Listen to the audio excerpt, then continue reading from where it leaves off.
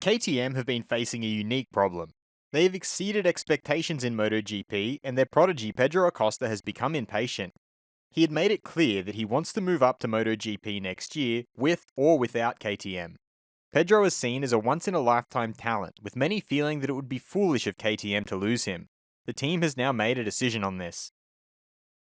I'm your host Dillon Shelley, and first up on Moto World, Pedro Acosta to move up to MotoGP next year. KTM team manager Francesco Guidotti, while speaking to GPOne, started off by rating their performance for the first half of 2023. In general, in my opinion, this first part of the season went well. If I had to give it a score, it would be 7. I'd say we deserve it. He then highlighted the main areas of progress for them this year. We worked well on some aspects that we set out to improve, such as qualifying. Out of 8 races, we went 6 times with both riders directly to Q2. It is a big step forward that we have taken. He signed off by confirming Pedro Acosta's future. Acosta will remain a KTM rider. We had an option that we could enforce, and clearly we did. He will be in MotoGP, but which team he will go to will be a surprise.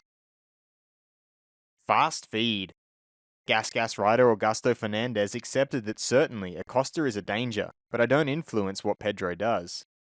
Of course, he is doing well and he deserves a MotoGP bike. He deserves to be in MotoGP next year, but so do I.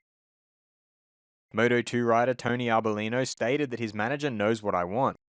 If we can get a MotoGP contract for 2024, it's good. Otherwise, we'll look beyond.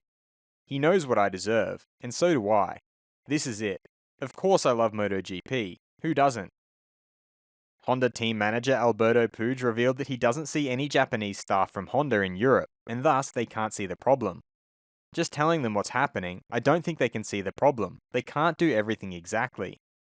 The only thing I have in mind is to send messages to Honda so that they don't rest and work to achieve a normal position. Franco Morbidelli is not daunted by seeing Yamaha in the last position in the constructors' table, but for sure, we know that the machine needs to improve. I'm just more focused and motivated to do a better job as a rider, to be consistent, to be quick. Honda's Marc Marquez recalled how in Sachsenring he finished with a massive high side.